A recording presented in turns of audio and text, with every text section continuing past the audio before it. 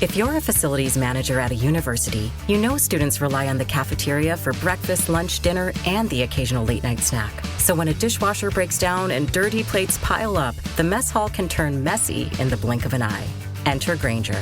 With over 1 million industrial-grade products and fast delivery, the product you need now is never far away. So you can turn that dishwasher back into a lean, clean washing machine. Call, click Grainger.com, or just stop by. Grainger, for the ones who get it done. Welcome to the Deep Dive. Today we're going to be taking a look at your request to learn more about silicon. We've got this article here all about silicon, its properties, its history, and you know what its future might hold. You probably think of sand and beaches when you hear silicon, right? Yates. But get this, it's the backbone of our digital world, and there's a lot more to it than meets the eye. Yeah, it's true.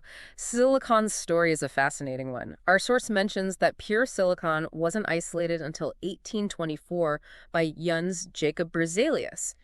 But people have been using silicon compounds like silica since ancient times. Ancient times. So what we're talking, pyramids and Roman aqueducts, what were they using it for back then? Exactly. Think glass making, for instance. Glass is primarily composed of silica, which is a silicon compound. So in a way, silicon has been shaping our world for much longer than we might realize. Okay, that's pretty cool. So fast forward a few centuries and suddenly silicon becomes this tech superstar. Was that all thanks to the semiconductor revolution? You got it. The mid-20th century was a turning point for silicon. It was the development of silicon transistors and integrated circuits that really changed everything. Suddenly, we could make smaller, more powerful electronics, and the world hasn't been the same since. And that's how Silicon Valley got its name, right? Yeah. All those tech companies popping up around this game-changing element. Precisely. But let's dive a little deeper into what makes silicon so special.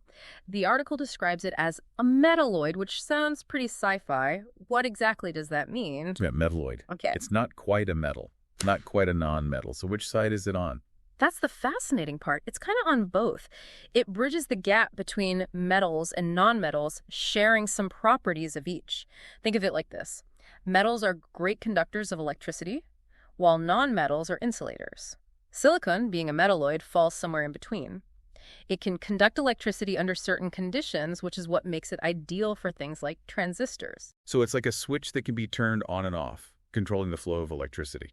That's pretty clever. But if it's so important to electronics, what exactly gives it this ability to be a semiconductor? Is that something to do with its structure? That's exactly it. Silicon's unique properties stem from its atomic arrangement. The article mentions its diamond cubic crystal structure. It's this intricate, lattice-like structure that allows for the controlled flow of electrons, giving it the semiconductor properties that are the heart of modern electronics. Okay, so the way those tiny silicon atoms are arranged is what makes our computers and smartphones possible. That's mind-blowing. It really is. And to really appreciate how this all works, let's talk a bit about silicon's key properties. It has a melting point of 1,414 degrees Celsius, a boiling point of 3,265 degrees Celsius, and a density of 2.33 grams per cubic centimeter. Whoa, those are some serious numbers. I'm guessing those specific properties are important for its various applications. Absolutely. Those properties dictate how silicon behaves in different environments and under different conditions. For example, its high melting point is crucial for its use in electronics, ensuring it can withstand the heat generated by electrical currents. So it's not just about silicon being a semiconductor. It's about it being a semiconductor that can handle the demands of our tech. You've got it. So enough about the technical stuff for a minute. I'm curious about how silicon is actually used in our daily lives. I mean, I know it's in my phone. But what else? I'm guessing there's more to it than just electronics, right? Oh, absolutely. You'd be surprised how much silicon is woven into the fabric of our everyday lives. It's far more than just smartphones and computers. Okay, spill the silicon secrets. Where else can we find this hidden gem?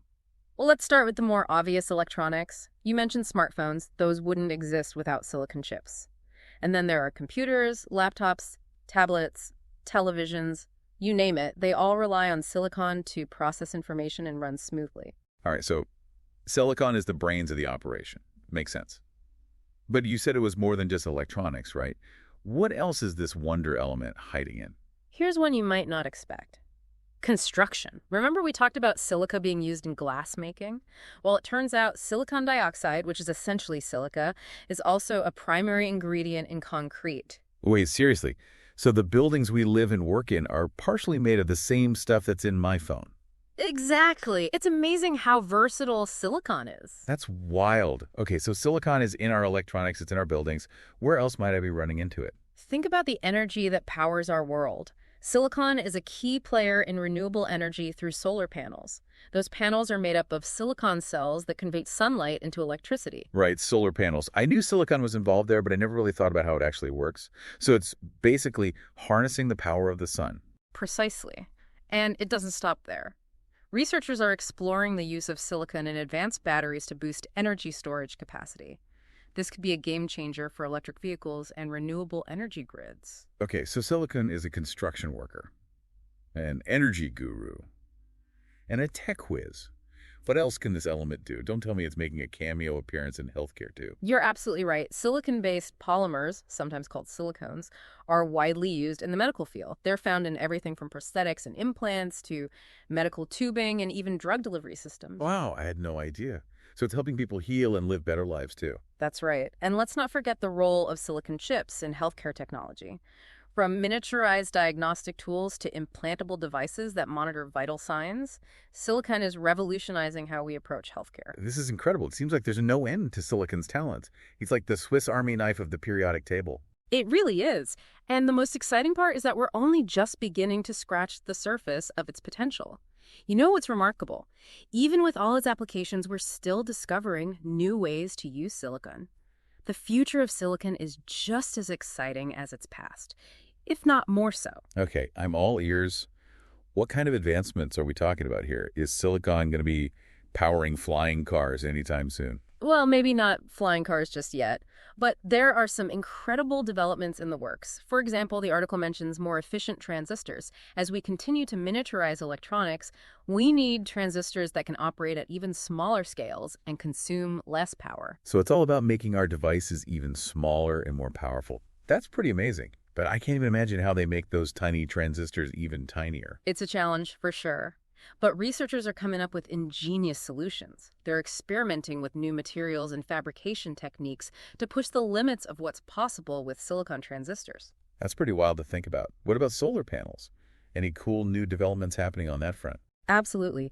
Scientists are constantly working on ways to make solar panels more efficient, capturing more sunlight and converting it into electricity. The article highlights next-generation solar cells that are being developed using new silicon-based materials and designs. So we could be seeing solar panels that are even better at harnessing the power of the sun. That would be a huge win for renewable energy. Exactly. And here's where things get really interesting. Silicon carbide. Have you heard of that one? Silicon carbide. Sounds vaguely familiar, but I can't place it. Refresh my memory.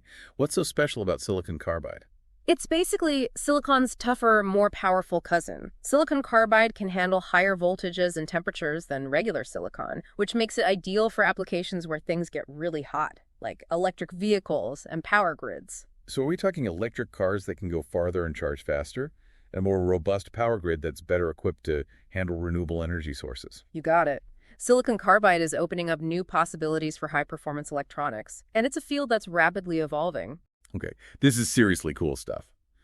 But I have to ask, with all these exciting advancements, are there any potential downsides we should be aware of? I mean, there's always a trade-off. Right. That's a great question. And you're right, there are always challenges to consider. One of the biggest concerns with silicon production is the environmental impact. Yeah, that's what I was thinking. All this amazing technology comes at a cost, doesn't it? What are the main environmental concerns we should be thinking about? Well, refining silicon requires a lot of energy. And a significant portion of that energy still comes from fossil fuels.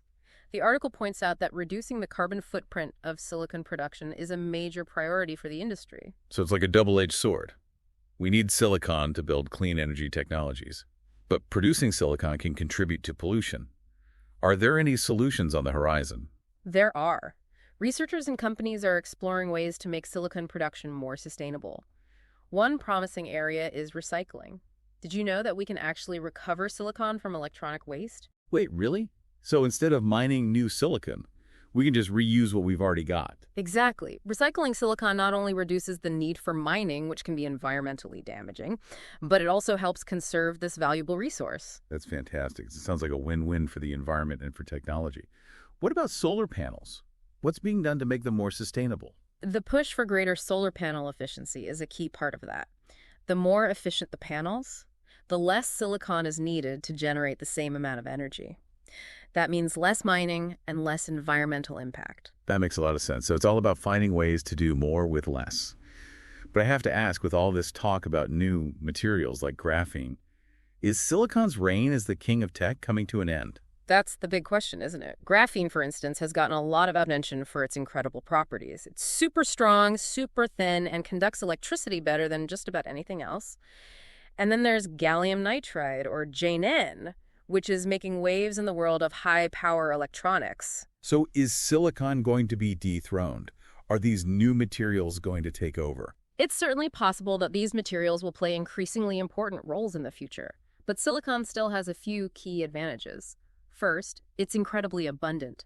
We've already talked about how it's the second most abundant element in the Earth's crust, which means we're not likely to run out of it anytime soon. That's definitely a point in silicon's favor. What else is keeping silicon on top? Cost effectiveness is another big one. Silicon is relatively inexpensive to produce, especially compared to some of these newer, more exotic materials. So it's the reliable, affordable option, even if there are flashier contenders out there.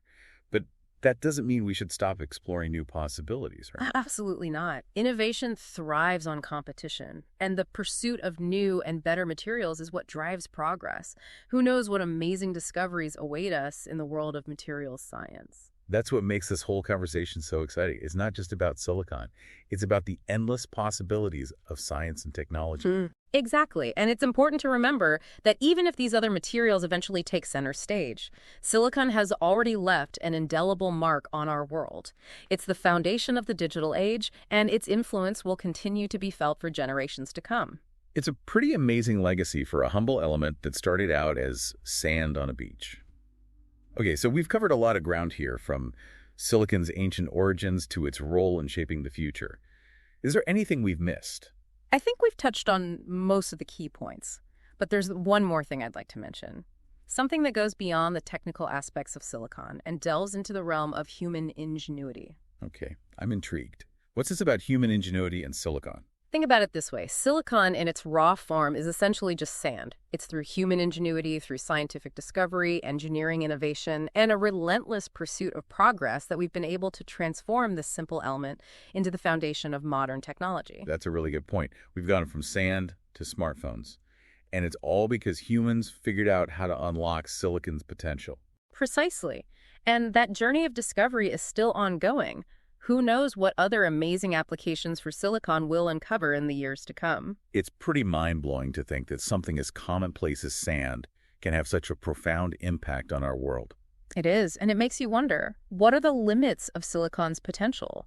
What other groundbreaking technologies might be just around the corner waiting to be unlocked by human ingenuity? That's a great question, and one that I don't think anyone has a definitive answer to. But it's that sense of possibility, that drive to explore and innovate, that makes the world of science and technology so exciting. Absolutely. And it's a journey that we're all on together. As we continue to delve deeper into the world of silicon, we're bound to encounter new challenges and opportunities, both technical and societal. You're right. There's always more to learn and explore. It's like we've just scratched the surface of silicon's story. Exactly. And we hope this deep dive has inspired you to keep digging, to keep asking questions, and to keep marveling at the incredible power of human ingenuity and the transformative potential of this remarkable element. Well said. It's been an incredible journey, learning about silicon from its ancient origins to its role in shaping the future. It has indeed. And who knows what the next chapter in silicon's story will hold. One thing's for sure, it's bound to be fascinating. Absolutely. So to our listener, thanks for joining us on this deep dive into the world of silicon. We hope you've learned something new and maybe even sparked a bit of curiosity about this incredible element that's all around us. And remember, the journey of discovery doesn't end here. Keep exploring, keep learning, and who knows what amazing insights you might uncover. We'll be back soon with another deep dive into a fascinating topic, so stay tuned. Until then, happy exploring. Today is your lucky day. Today is the day that our $3 website works for you, paying you directly to your PayPal daily. Imagine $3 ongoing continuous payments to your PayPal account. Imagine falling asleep and waking up to $300 in your PayPal account. How would this make you feel? How could this help you? What bills could you pay? What kind of fun could you have? What does that retirement look like now? All for a one-time payment of $3. This website is DFY done for you, fully built and completely hosted, and never stops collecting payments for you. You have spent $3 on coffee on a regular, but that coffee won't help you create multiple streams of income. Click the link below.